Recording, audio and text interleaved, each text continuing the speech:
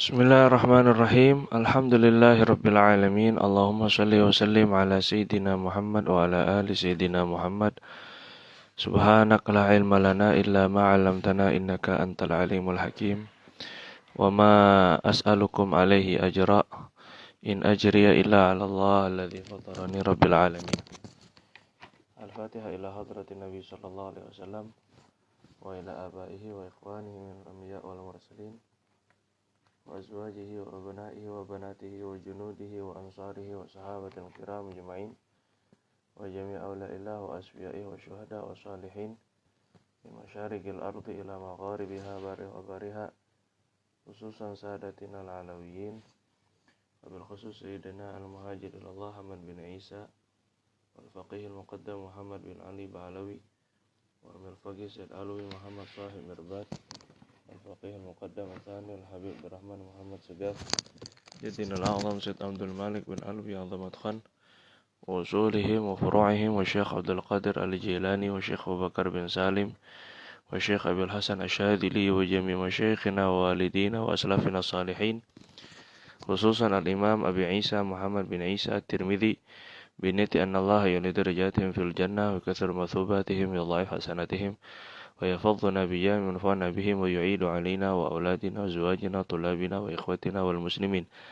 من بركاتهم وأسرارهم وأنوارهم وعلومهم ونفحاتهم في الدين والدنيا والآخرة ويشرنا في زمرتهم يوم القيامة وبنت أن الله يغفر لنا ذنوبنا كلها جميعا ويستر عيوبنا واكشف كروبنا ويصلح قلوبنا وقوالبنا وأقوالنا وأفعالنا وحركاتنا وسكناتنا ونياتنا ويجعلها خالصة لوجه الكريم وبنت أن الله يفتح علينا وعليكم وأولادنا وزواجنا طلابنا فتوح العارفين وفقهنا وإياهم في الدين ويعلمنا التأويل ويهدينا إلى سواء سبيل يجعلنا وإياهم من العلماء العاملين المخلصين المخلصين وأوليائه الصالحين وبنت أن الله يشفي مرضانا وأمراضنا الظاهرة والباطنة ويرحم موتانا وموتى المسلمين يجعل قبورهم رياض الجنان ويكرمهم بالجنة مع الأبرار ويختم لنا بالحسنى في خير ولطف وعافية ويستجيب دعواتنا ويسهل أمورنا في الدنيا والآخرة ويرزقنا رزقا واسعا حلالا طيبا مباركا فيه ويقضي ديوننا جميعا على هذه النيات وعلى كل نية صالحة وعلى ما نوينا وعلى ما نوى مشايخنا ووالدنا وأسلافنا صالحون إلى حضرة النبي صلى الله عليه وآله وسلم بألف ألف ألف الفاتحة. أعوذ بالله من الشيطان الرجيم. بسم الله الرحمن الرحيم. الحمد لله رب العالمين الرحمن الرحيم إياك نعبد وإياك نستعين اهدنا الصراط المستقيم صراط الذين أنعمت عليهم غير المغضوب عليهم ولا الضالين اغفر لي ولوالدي وللمؤمنين آمين. بسم الله الرحمن الرحيم. إلى أن قال رضي الله تعالى عنه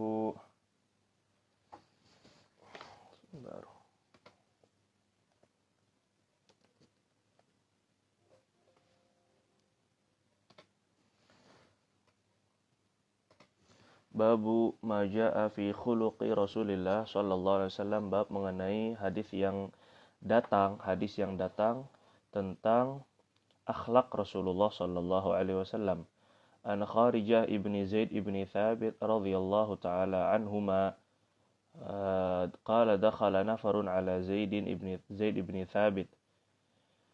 Datang berkunjung sekelompok orang kepada ayahanda beliau, yaitu sahabat Nabi Zaid bin Thabit radhiyallahu anhu. Faqalu lahu, maka beberapa orang tetamu ini berkata kepada Sayyidina Zaid, hadithna ahaditha Rasulillah sallallahu alaihi wasallam. Tolong riwayatkan kepada kami beberapa hadis Rasulullah sallallahu alaihi wasallam. Qala, maka Sayyidina Zaid bin Thabit radhiyallahu anhu berkata, madza uhaddithukum? Apa yang mau saya sampaikan hadis, apa yang mau saya riwayatkan kepada kalian? Artinya mau hadis apa, begitu ya. Ini beliau ingin menunjukkan bahwa beliau sangat tahu sekali hadis Rasulullah SAW, hadis-hadis Nabi. Kemudian yang kedua, di sini bisa kita ambil bahwa ketika ada orang yang perlu ilmu, yang meminta ilmu, yang bertanya ilmu, Kita jangan sampai merasa enggan ataupun merasa berkecil hati ataupun merasa berat untuk menjawabnya. Selagi ilmu itu mampu untuk kita jawab, kemudian mampu untuk kita sharing. Jadi jangan sampai ketika ada orang mau belajar, khususnya belajar agama, belajar hadis, belajar Quran, kemudian kita meletakkan tarif ataupun juga suatu kewajiban-kewajiban tertentu yang membebani mereka gitu ya. Ya kalau sepantasnya, sewajarnya tuh silakan. Tetapi tetap bagusnya, baiknya seperti ini. Madza uhaddithukum, langsung tetamu itu ketika bertanya, kemudian kata beliau seperti tantang gitu. Mau hadis apa yang mau saya sampaikan kalian? Kuntu jarahu. Saya dulu adalah tetangganya Nabi. Jadi betul-betul tahu. Fakana idza nazala alaihi wahyu, dulu Nabi SAW apabila turun kepada beliau wahyu, ba'atha ilayya, beliau akan mengutus orang untuk menyampaikan kepadaku, fakatabtuhu lahu, maka aku akan menulis wahyu itu untuk beliau. Jadi Sayyidina Zaid bin Thabit radhiyallahu anhu adalah salah satu tim pencatat wahyu baginda. Wahyu Allah maksudnya Quran ya. Fakunna idza dzakarna dunya, ini akhlak Nabi, maka dulu kami apabila kami menyebut tentang dunia, mungkin sahabat lagi ngomongin bisnis, mungkin sahabat lagi ngomongin pertanian, mungkin sahabat lagi ngomongin apa namanya eh, apa namanya pergaulan mereka begitu ya, dunia intinya, ngomongin tentang dunia, dzakaroha ma'ana. Nabi juga ikut membicarakannya bersama kami. Jadi ngobrolnya tuh nyambung gitu.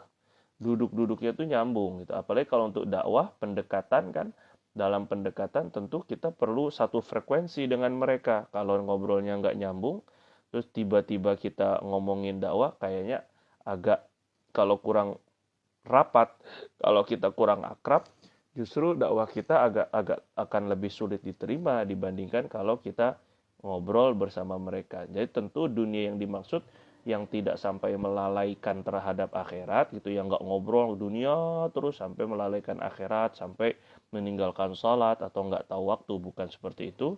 Pun juga bukan dunia yang mengajak kepada maksiat, tentu bukan itu yang dimaksud. Artinya Nabi itu membaur ya, membaur sama orang, ngobrol membaur sama orang. Wa idza dzakarnal akhirah dzakaraha ma'ana. Apabila kami menyebut akhirat, nah ini juga penting. Selain kita ada majelis dunia atau majelis ngomongin dunia, kita juga harus ada majelis ngobrol-ngobrol tentang akhirat.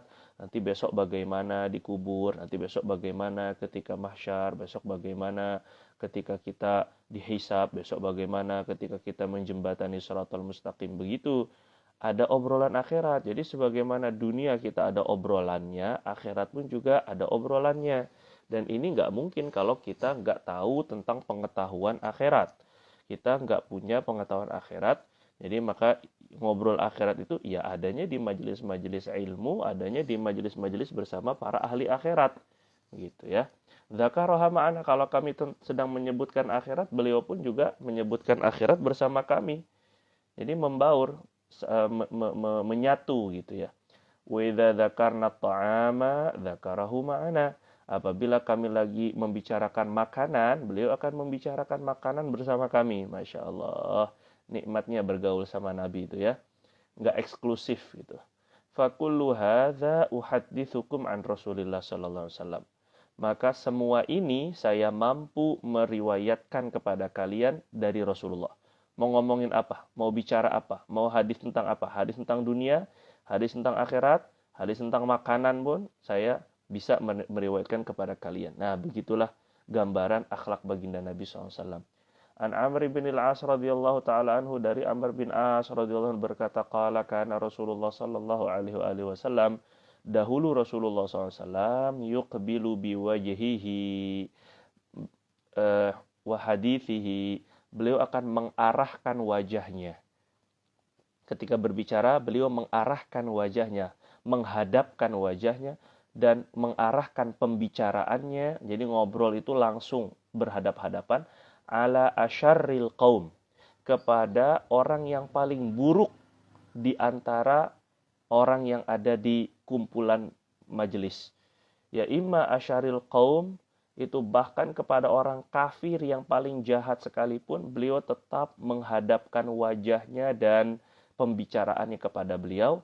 Atau orang munafik sekalipun, pimpinan munafik sekalipun, beliau tetap ngomongnya itu sopan, menghadap seluruh wajahnya kepada orang yang berkenaan, mengarahkan semua pembicaraannya kepada orang yang berkenaan.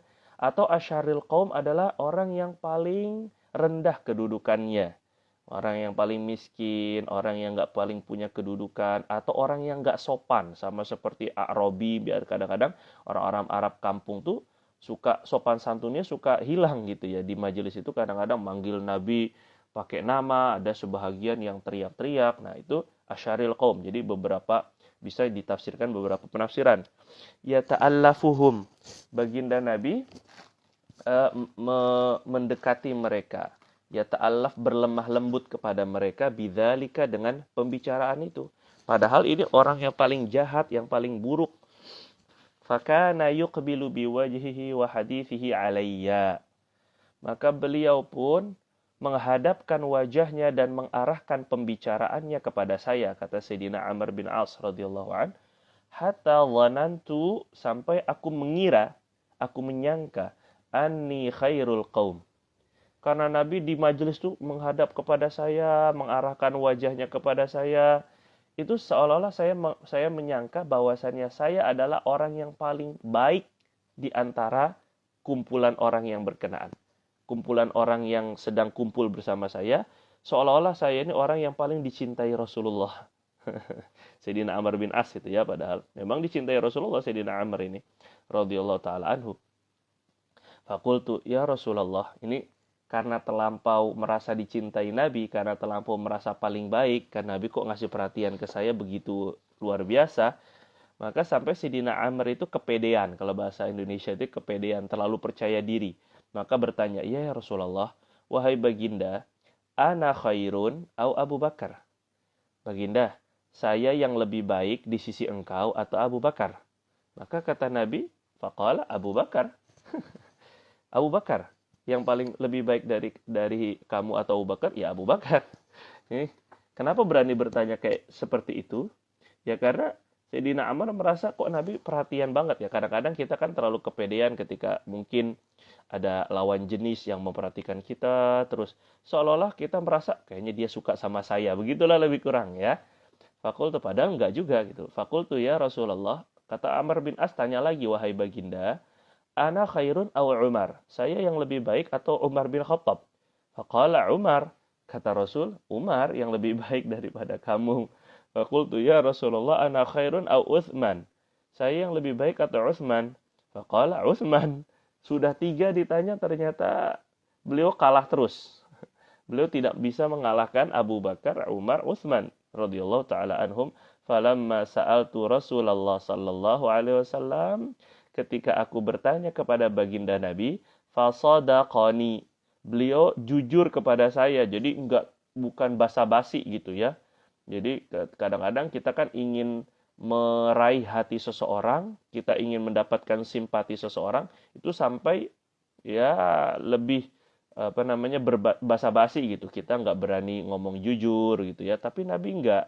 Nabi SAW memberi mereka perhatian, tapi Nabi tetap memegang prinsip tidak akan berkata dusta. Mereka Sayyidina Amr bin As bertanya, saya lebih baik atau Umar? Saya lebih baik atau Abu Bakar? Saya lebih baik atau Utsman? Fasadaqani. Rasulullah jujur. Ya, itulah jawabannya gitu ya. Walaupun mungkin agak mengecewakan. Falawaditu anni lam akun sa'altuhu. Sungguh saya ingin sekali saya tidak bertanya hal itu sebelumnya. Saya ingin saya tidak jadi bertanya. Malu maksudnya ya. Sangat malu kepada Nabi sampai bertanya seperti itu. Karena tadi terlalu percaya diri, akhirnya bertanya kepada baginda Nabi Shallallahu Alaihi Wasallam. Kata baginda Amr bin As, saya ingin sekali kalau saya tidak bertanya tentang hal-hal itu. Karena malu di depan Nabi Sallallahu Alaihi Wasallam. An Anas bin Malik radhiyallahu anhu qala, khadamtu Rasulullah sallallahu alaihi wasallam 10 sinin. Allah. Aku berkhidmat, aku melayani baginda Nabi Shallallahu Alaihi Wasallam 10 tahun. Dari umur 5 tahunan ya sampai 15 tahun. Fama qala li uffin qat. Ini akhlak yang tidak mungkin, hampir tidak mungkin siapapun bisa mengikutinya. Makanya kata ulama, ini akhlak yang seperti ini adalah mukjizat. Ini karunia Allah Subhanahu wa taala. Karena ini akhlaknya di luar manusia normal, di atas manusia normal. Makanya ala khuluqin azim itu begini. Apa maksudnya? Fama qala li uffin qat. Nabi nggak pernah berkata kepada saya uf, sedikit pun, sekalipun, qat, sama sekali nggak pernah. Uf itu atau kita mendesah, mendecik,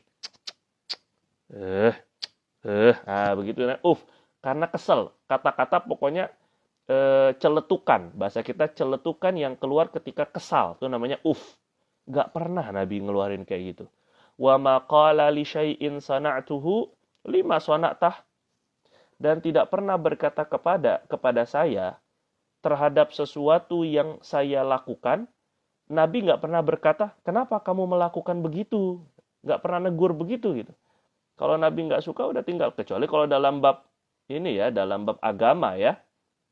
Ini maksudnya dalam perkhidmatan, dalam pelayanan Sayyidina Anas. Misalnya Sayyidina Anas mungkin gitu ya, melakukan sesuatu yang keliru. Nabi nggak negur.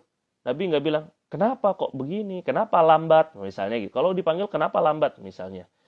Wala li syai'in taraktuhu lima taraktahu. Nabi tidak pernah berkata kepada sesuatu yang saya tidak lakukan. Nabi tidak pernah berkata atau menegur, kenapa kamu tidak lakukan? Kenapa kamu tinggalkan? Misalnya. Kenapa kamu nggak nyuci baju? Kenapa kamu nggak nyetrika? Nggak pernah, misalnya ini bahasa kita maksudnya. Kenapa kamu nggak nyiapin makanan lebih awal? Nah itu Nabi nggak pernah negur kayak gitu, urusan dunia itu. Allah, ini makanya hampir nggak mungkin. Pensyarah rata-rata menyebutkan ini akhlak ini nggak mungkin dilakukan oleh orang, nggak mungkin. Ini di atas rata-rata. 10 tahun loh, bayangin, ini bukan waktu yang singkat. Kita kalau kita mengamalkan ini mungkin sehari, 2 hari, 3 hari, mungkin sebulan, mungkin. Tapi lebih dari itu nggak mungkin, hampir nggak mungkin. Kita ketika lagi kesel, lagi capek, ternyata makanan belum siap, kita pun udah ngomong ke istri gitu, mah kenapa makanan belum siap? Misalnya begitu ya. Ataupun juga kita lagi buru-buru nyari baju kita ternyata belum siap, pun juga kita akan berbicara kepada orang yang melayan kita, baik istri atau pembantu, kenapa belum siap? Kenapa belum dicuci? Kenapa belum disetrika? Kenapa belum rapi? Tapi Nabi nggak pernah begitu 10 tahun. Allah karim. Sallallahu alaihi wasallam. Makanya pantas kalau Allah bilang ala khuluqin azim itu. Betul-betul di atas, bukan memiliki akhlak yang baik, bukan. Ala, di atas akhlak yang baik. Allah, kayak apa itu Allah mujinya itu? Kalau sudah dipuji kayak gitu berarti Allah tahu zohir dan batinnya Nabi. Sallallahu alaihi wasallam, ya Allah. Wa kana Rasulullah sallallahu alaihi wasallam min ahsanin nasi khuluqa. Kata baginda Anas, adalah Nabi sallallahu alaihi wasallam di antara termasuk orang yang paling baik akhlaknya. Ini yang mencemburukan ini ya. Wala masastu khazzan wala hariran.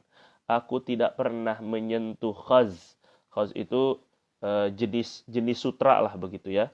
Wala harir pun juga jenis sutra. Sutra jenis khaz dengan sutra jenis harir. Wala syai'an. Tidak pernah aku menyentuh sesuatu apapun.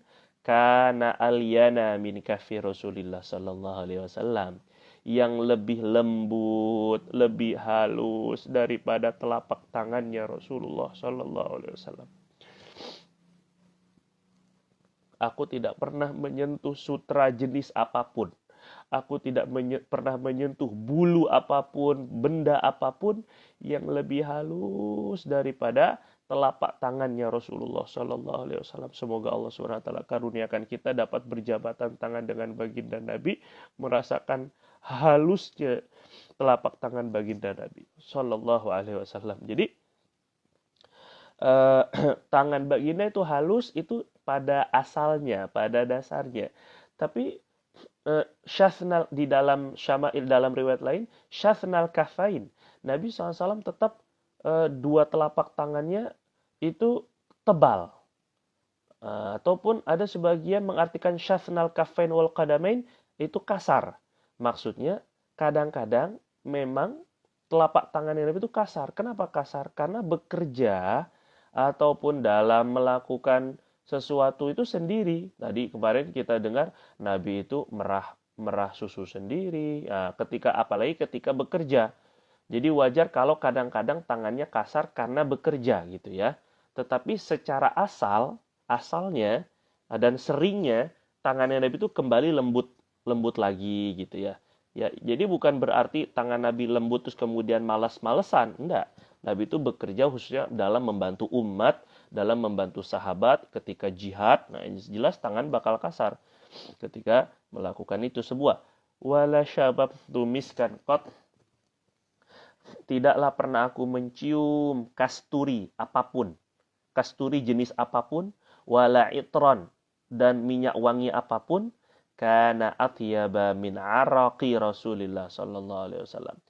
Yang lebih harum, yang lebih wangi daripada keringatnya Rasulullah sallallahu alaihi wasallam. Masya Allah, keringatnya Nabi itu bisa dijadiin sebahagian sahabat perempuan itu menjadikan, kalau tidak salah Ummu Haram bintu Milhan radhiyallahu anha menjadikan keringatnya Nabi itu campuran dari minyak wangi beliau. Bukan jadi minyak wangi, hanya jadi setetes dimasukin ke minyak wangi beliau. Ternyata kata beliau, parfum saya, minyak wangi saya mengalahkan parfum ibu-ibu yang ada di Madinah. Padahal cuma setetes dua tetes untuk sebagai campuran. Jadi esensnya doang. Bukan semua keringatnya itu dibalur di muka ataupun di baju, bukan.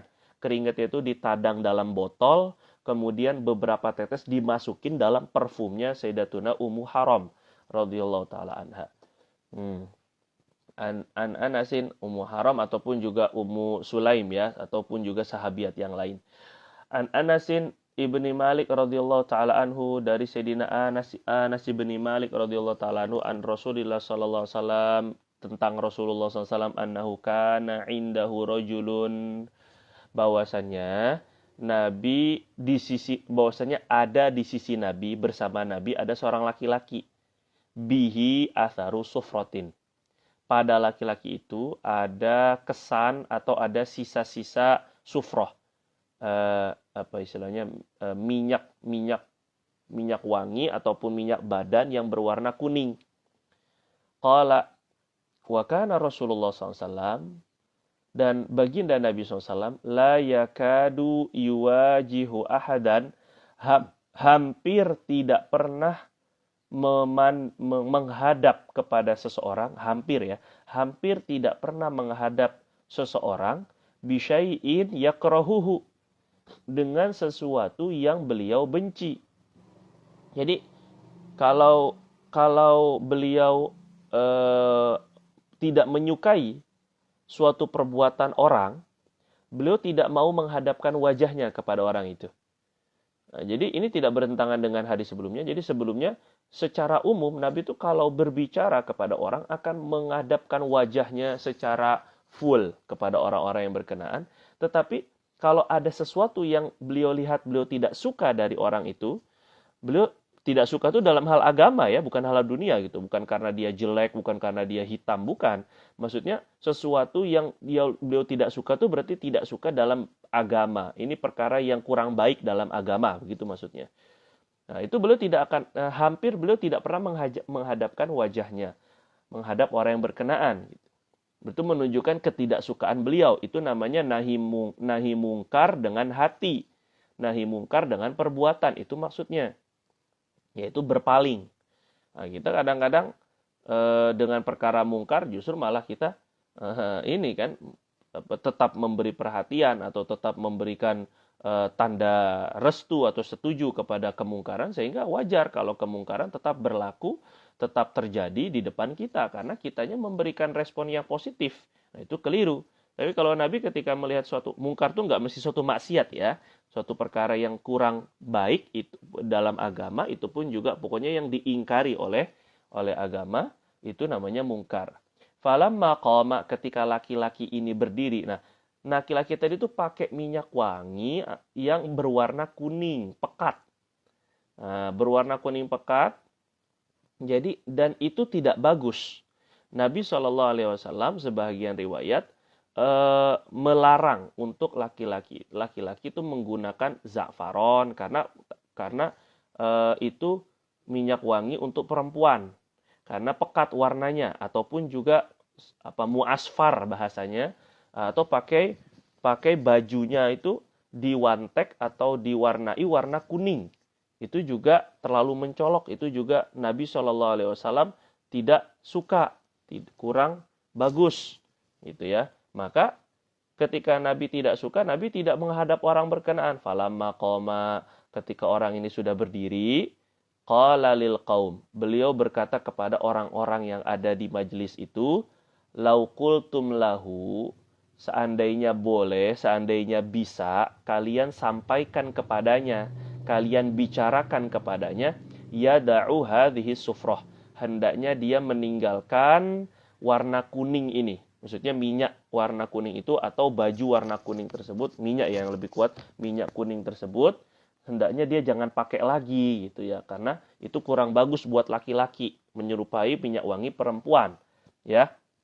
Nah ini disampaikan, maksudnya Nabi SAW segan untuk memberitahu orang yang berkenaan, ini bentuk akhlaknya Nabi dan salah satu bentuk strategi. Jadi kalau Nabi yang negur, mungkin nanti dia akan sakit hati, mungkin nanti dia tidak akan kembali lagi ke majelis karena malu dengan Nabi. Tapi kalau orang lain yang menyampaikan, maka pasti lebih terjaga harga dirinya dia di depan orang, ataupun juga lebih menjaga agar dia tetap bisa datang lagi ke majelis Nabi. Begitu biar tidak segan dengan Nabi. Jadi ini salah satu bentuk cara bernasihat. Ketika kita segan kepada orang yang berkenaan, kita jaga perasaan, kita sampaikan kepada kawannya, kita sampaikan kepada istrinya atau kepada suaminya kalau ada sesuatu yang tidak baik. Jadi biar yang menyampaikan itu dari orang lain, sehingga dia tidak segan dengan kita. An Aisyah radhiyallahu taala anha qalat ma daraba Rasulullah SAW, tidaklah pernah Rasulullah memukul biyadihi dengan tangannya syai'an qat, sesuatu apapun. Nabi enggak pernah mukul apapun, tidak pernah. Sepanjang hidup bersama Sayyidah Aisyah, baginda Nabi tidak pernah memukul apapun. Memukul apapun nggak pernah. Padahal tangan Nabi kokoh kekar gitu ya. Dan Nabi berhak memukul siapa saja. Illa, kecuali Nabi memukul itu an yujahida fi sabilillah. Kecuali ketika beliau berjihad. Ini dalam konteks perang. Baik memukul pasukan karena ingin meluruskan barisan ataupun ingin membuat mereka rapi dalam barisan seperti yang terjadi kepada Sawad ibnu Ghaziyah radhiyallahu taala anhu yang sama-sama Nabi dipukul untuk meluruskan shaf dan barisan. Tapi Nabi tidak pernah memukul selain daripada konteks jihad fisabilillah. Nah, wala daraba khadiman. Tidak pernah memukul khadim. Khadim itu berarti hamba sahaya ataupun pembantu Nabi. Nggak pernah. Pembantunya sendiri nggak pernah dipukul. Walam ro'atan, tidak pernah memukul perempuan. Perhatikan laki-laki. Khairukum, kata Nabi, khairukum li ahli wa ana khairukum li ahli. Sebaik-baik kalian itu adalah yang paling baik kepada keluarganya. Dan aku, kata Nabi, adalah orang yang paling baik kepada keluarga aku.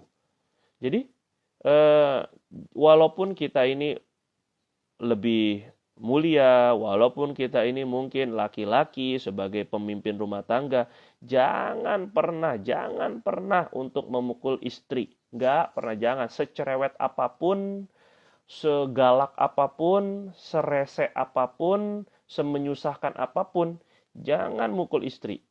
Ini pesan Syekhuna juga, jangan pukul istri. Enggak boleh, pukul yang lain, kamu pukul tembok. Ini pesan beliau nih dulu nih.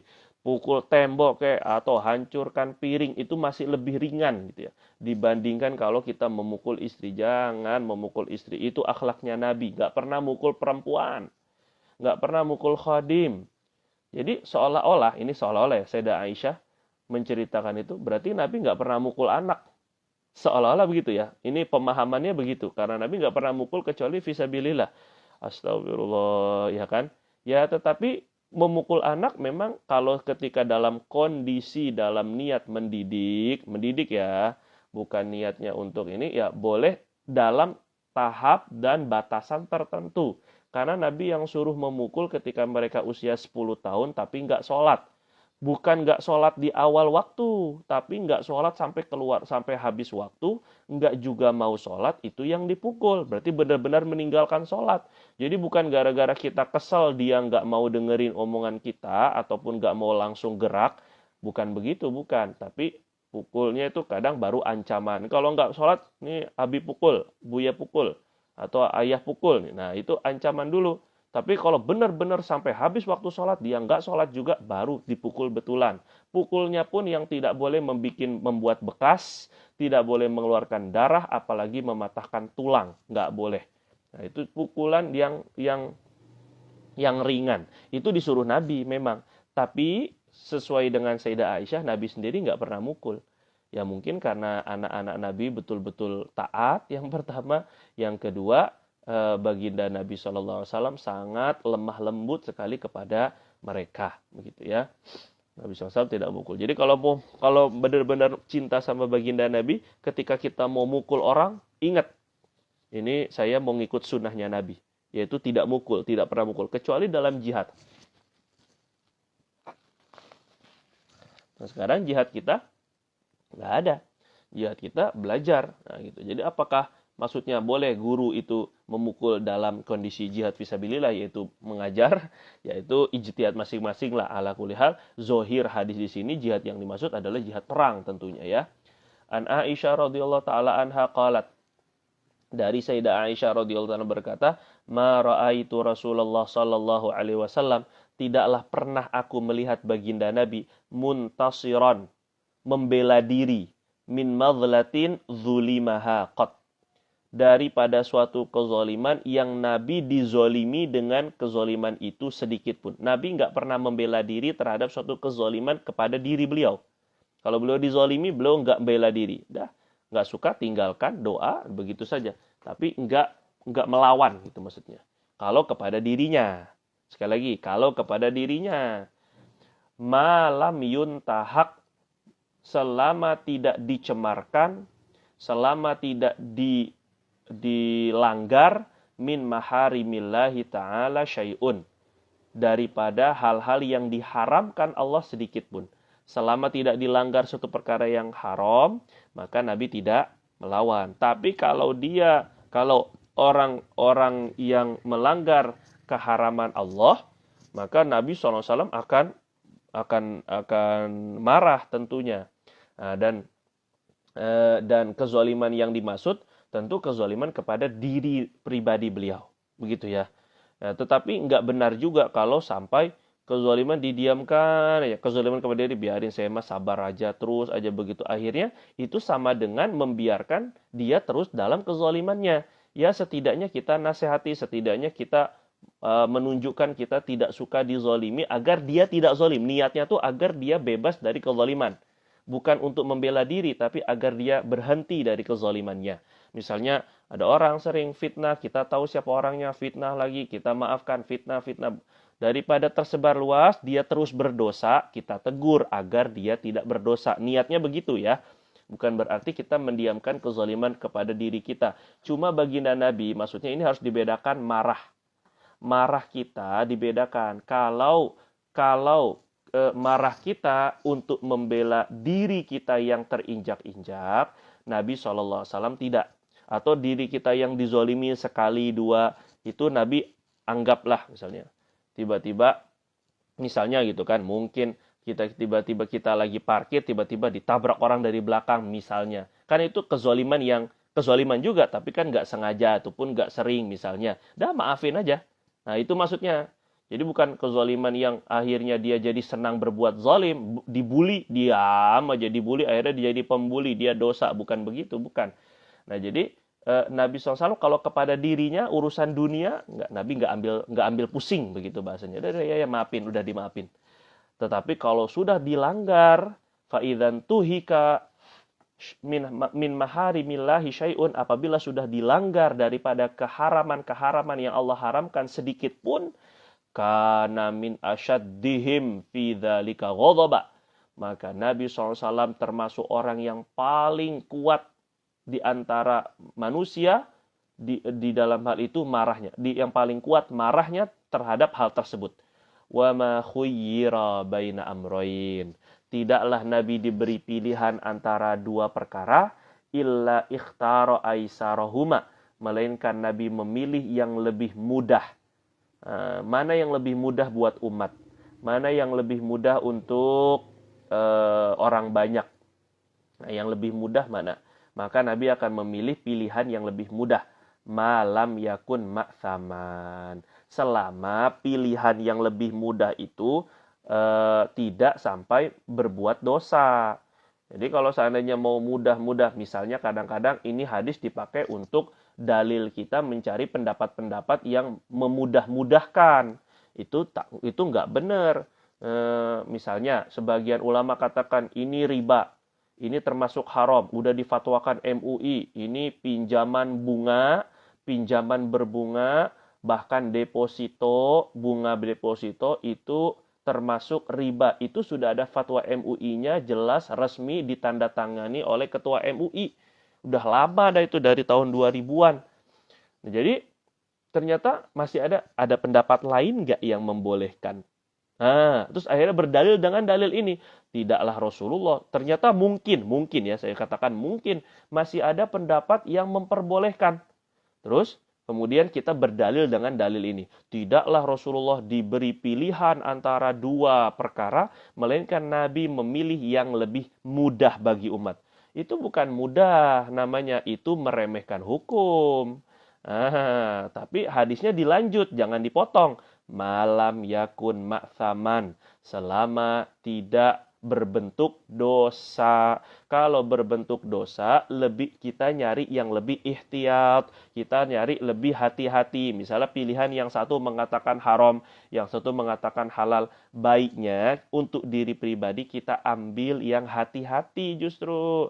Karena itu justru akan lebih selamat, bukan karena apa-apa, bukan karena kita benci, bukan karena kita marah, tapi karena kita sayang justru kepada umat, kita sayang kepada diri kita sendiri, maka kita ambil yang lebih hati-hati. Begitulah lebih kurang. Wallahu ta'ala a'lam bishawab. Semoga Allah Subhanahu wa taala mudahkan. Hari ini saya nanti sore insya Allah semoga Allah mudahkan bisa baca sampai halaman 125 kalau Allah mudahkan. Semoga insya Allah ada 20-an halaman lagi. Alhamdulillah.